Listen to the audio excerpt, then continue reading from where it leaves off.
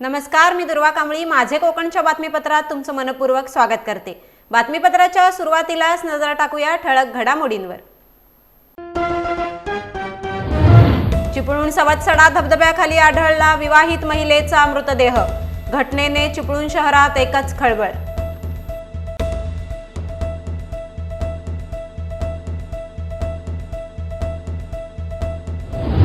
महाडमध्ये 29 वर्षीय अपंग महिलेवर बलात्कार प्रकरणी गुन्हा दाखल. शहर पोलिसांकडून आरोपीचा शोध सुरू.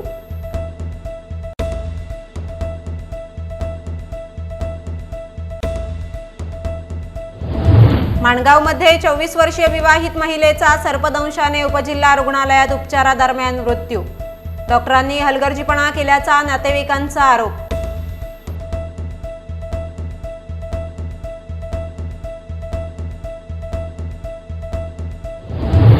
आणि पनवेलमध्ये नैना क्षेत्रातील शेतकऱ्यांचे 6 डिसेंबर पासून आमरण उपोषण.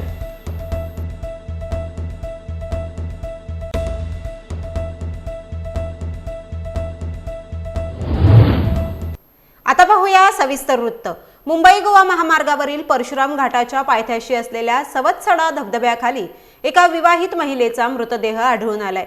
सोमवारी सायंकाळी या परिसरात एक कामगार धबधब्यावर पाणी आणायला गेला असता त्याला धबधब्याच्या खड्ड्यात उलट्या अवस्थेत पडलेल्या तरुणीचा मृतदेह आढळून आला. तात्काळ त्याने ही माहिती पेडे येथील ग्रामस्थांना दिली. त्यानंतर ही माहिती चिपळूण पोलिसांना कळवण्यात आली. चिपळूण पोलीस घटनास्थळी दाखल झाले. चिपळूणमधील प्रसिद्ध अशा सवत्सडा धबधब्याच्या ठिकाणी हा तरुणीचा मृतदेह आढळून आल्याने पेडे परशुरामसह चिपळूणमध्ये एकच खळबळ उडाली आहे. पोलिसांनी घटनास्थळी धाव घेऊन तिचा मृतदेह शवविच्छेदनासाठी कामथे येथील शासकीय रुग्णालयात पाठवला आहे. सदर महिलेचा मृत्यू हा पाय घसरून झाला असण्याची शक्यता वर्तवण्यात येत आहे. दरम्यान रात्री उशिरापर्यंत या तरुणीची ओळख पटलेली नाही. तरी या मृत्यू प्रकरणी परिसरात अनेक तर्क आणि वितर्क काढले जात आहेत.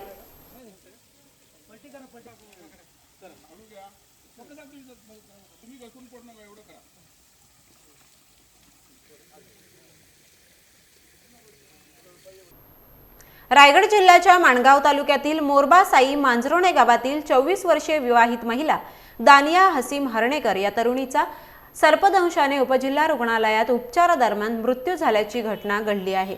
या उपचारादरम्यान झालेल्या मृत्यूमुळे माणगाव उपजिल्हा रुग्णालयाच्या बाहेर तणावाचे वातावरण निर्माण झालेले पाहायला मिळाले. विवाहित तरुणीचा मृत्यू उपचारादरम्यान डॉक्टरांनी हलगर्जीपणा केल्यामुळे झाला असल्याचा आरोप मृत महिलेच्या नातेवाईकांनी केलाय. या प्रकरणी रुग्णालयाबाहेर नातेवाईकांनी एकच गोंधळ घातला असून मृतदेह रुग्णवाहिकेत ठेवून नातेवाईकांनी डॉक्टरांवर कारवाईची मागणी केली आहे. सकाळी सर्पदंश झाल्यानंतर लगेचच महिलेला रुग्णालयात दाखल केले. मात्र वेळोवेळी सांगून देखील योग्य तपासणी आणि उपचार न केल्याने महिलेचा मृत्यू झाला असल्याचा नातेवाईकांनी आरोप केलाय.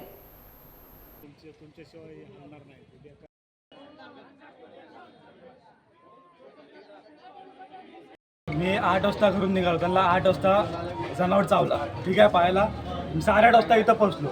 यांचा कोण इथं माणूस होता नाही. 9 वाजता त्यांना इथं झोपले.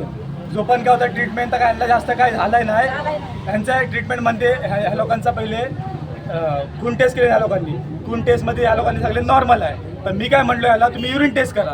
तर युरिन टेस्टला ह्याला संध्याकाळी करा. मी मग त्यांना शिफ्ट केले वरच्या फ्लोअरमध्ये. फर्स्ट फ्लोअरमध्ये केले. ह्या लोकांनी त्यांना फर्स्ट फ्लोअरमध्ये शिफ्ट केले. त्याच्यानंतर युरिन घेतले. युरिनमध्ये पण काहीच नाही, सर्व नॉर्मल आहे. सर्व नॉर्मल आहे. आम्ही गेलो घरी. घरून आले दुपारी ते पेशंट इथंच होता. आणि आलो तेव्हा पेशंटची एवढी खराब हालत होती ना की तुम्ही बघू शकता नव्हतं. त्या लोकांनी म्हणजे तुम्हाला सांगते, आम्हाला असं सांगितलं आहे की पेशंटला काही झालंच नाही, एकदम नॉर्मल आहे, पेशंटला काही झालंच नाही. आणि आम्ही घेऊन शेण तर आम्हाला म्हणतात तुम्ही आता अलिबागला घेऊन शेण जा.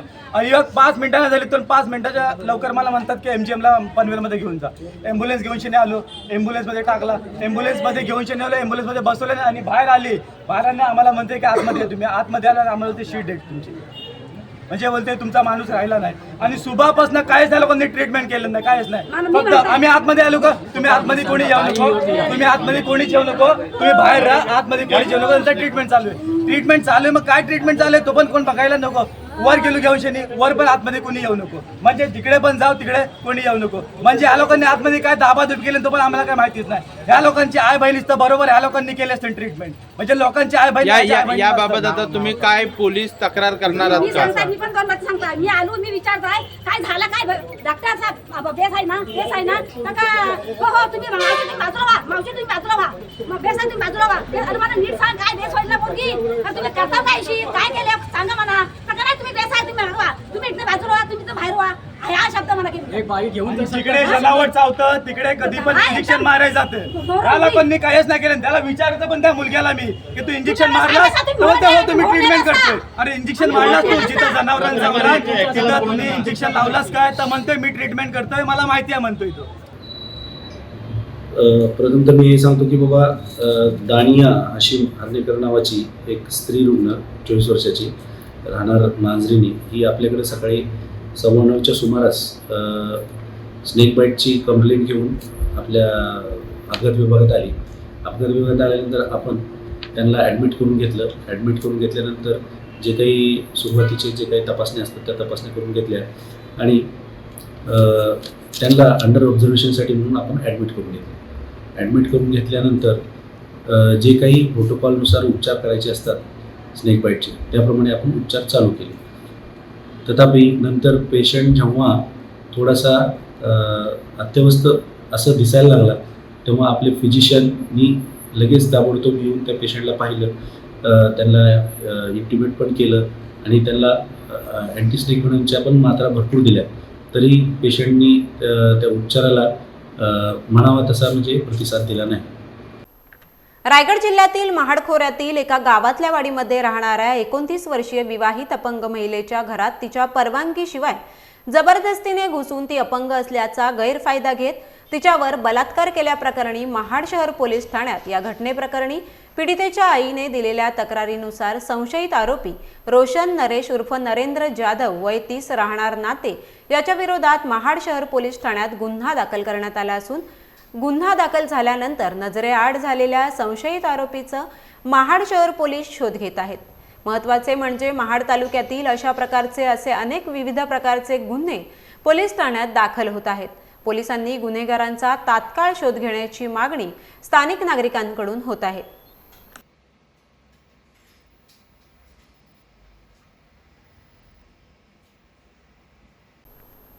भाजपचे अनुसूचित जमाती मोर्चा ठाणे जिल्हाध्यक्ष महादेव घाटाळ यांनी शिवसेना उद्धव बाळासाहेब ठाकरे पक्षात प्रवेश केल्यानंतर भिवंडी ग्रामीणमध्ये उपनेत्या सुषमा अंधारे यांच्या प्रमुख उपस्थितीत शेकडो कार्यकर्त्यांनी पक्षप्रवेश केला आहे. यावेळी सुषमा अंधारे यांनी भाजपासह शिवसेना शिंदे गटावर सडकून टीका केली आहे. भाजपाचे आरक्षण देण्याची खरी नियत असेल तर त्यांनी विधानसभेत कायदा करून केंद्राकडे पाठवावा, केंद्राने विशेष अधिवेशन घ्यावे, भाजपाने जाती जाती यांना आपापसात झुंजवू नये असा आरोप देखील त्यांनी केला आहे.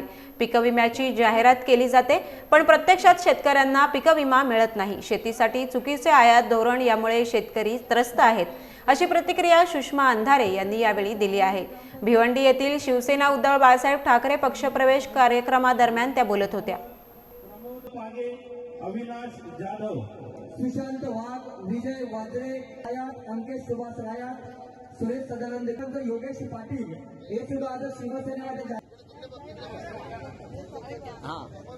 विनोद म्हात्रे हे कुंभारशिववरून आलेले आपण अखंड हिंदुस्थानचे कैवारी.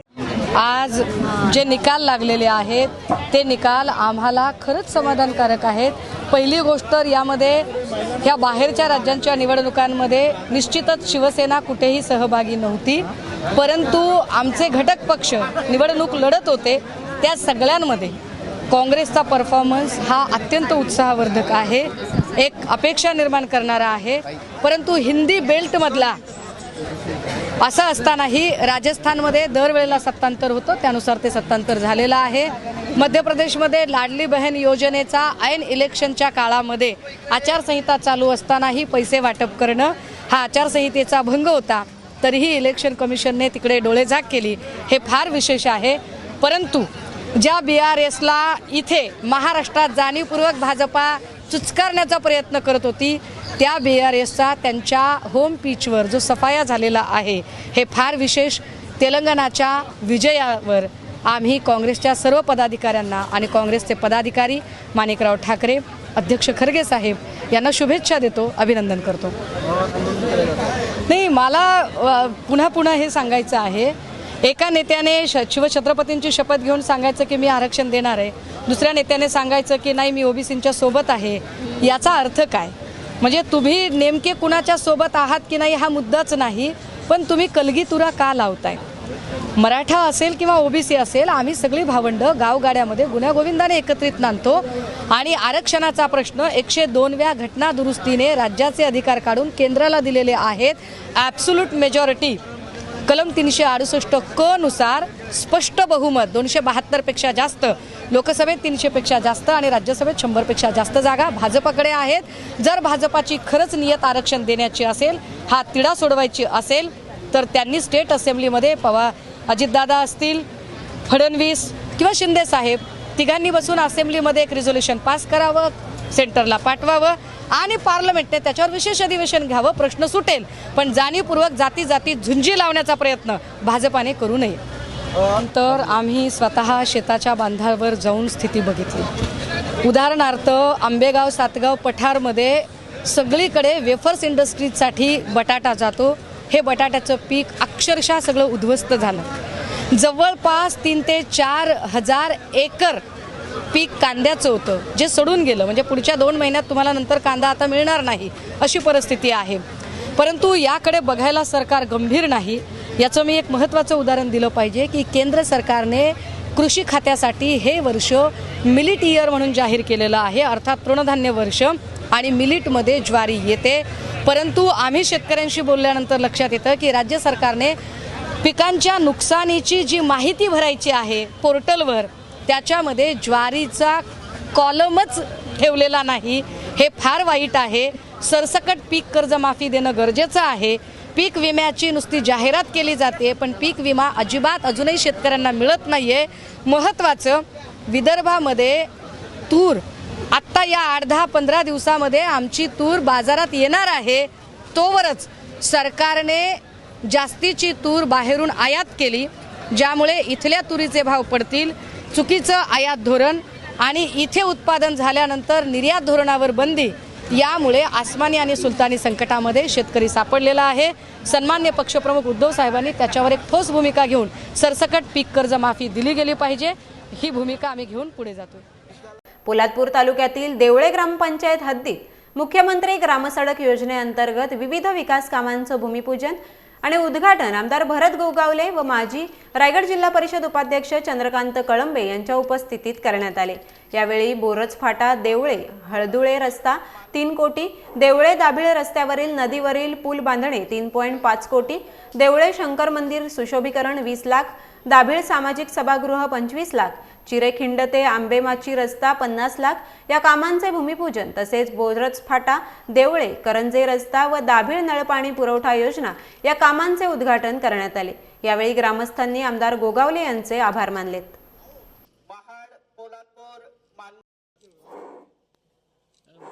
18 कोटी 19 कोटी रुपयाची कामं तुमच्या देवळाची कामं करण्याचा आणि आमच्या 5 वर्षांना दिलेली आहे. आणि मग याचं उत्तरही म्हणून तुम्ही मंडळींनी काय दिलं? गत आनंद पवार बोललो की अखंड तालुक्यामध्ये एक 1.5 वर्षापूर्वी काय फूट झाले महाराष्ट्रामध्ये पक्षाचे, त्यामध्ये सगळ्यात हायेस्ट मी अनेक ठिकाणी सांगितलं, अनेक मीटिंगमध्ये सांगितलं की सगळे कार्यकर्ते तोंडावर सांगितले सीट आम्ही तुमच्या सोबत आहोत वरतीच होती. आणि या निवडणुकीमध्ये आम्ही सगळ्या बघितलं, त्याच्या कार्यकर्त्यांनी छातीत ठोकून सांगितलं की आम्ही 70% आहोत 80% आहोत, तसे रिझल्ट आम्हाला बघायला मिळाले नाही. भले ती निवडणूक स्थानिक असेल, परंतु देवळा ग्रामपंचायत अशी आहे की त्यामध्ये 500 मताचा लीड 500 दाखवलेला होता. आपण सगळ्यांनी मिळून एक ग्रामपंचायत 9 सीट आणि 10 सरपंच 100% ग्रामपंचायत बहुमताने निश्चित दिली नाही तर बहुमताने दिली. त्याबद्दल पक्षाच्या वतीने तुम्हाला सगळ्यांनी धन्यवाद. बोरज फाट्यापासून तो देवळापर्यंत आपण टकाटक करून दिला आणि आता हा संपूर्ण रस्ता मागच्या वेळेला त्या चढापर्यंत तो झाला आणि आता राहिलेला उर्वरित रस्ता तुम्हाला पूर्ण करून आम्हाला असा गोल राऊंड द्यायचा आहे. आता आम्हाला करंजापासून तो पुढं खाली लवणीच्याला खाली उतरवायचा आहे. तोही आम्ही करतोय. इथलं आपला मंदिराचा जीर्णोद्धार आपण करतोय. पाण्याच्या योजनेचं उद्घाटन आपण केलेलं आहे. आणि मग आपला देवळे ग्रामपंचायतीमध्ये असणाऱ्या सगळ्या वाड्या वस्त्या अगदी केवनाळ्यापासून ते सर्व लवलच्यापर्यंत एकही गाव वाडी वस्ती आपण त्याच्यामध्ये वंचित ठेवणार नाही की तिथं काम झालं नाही.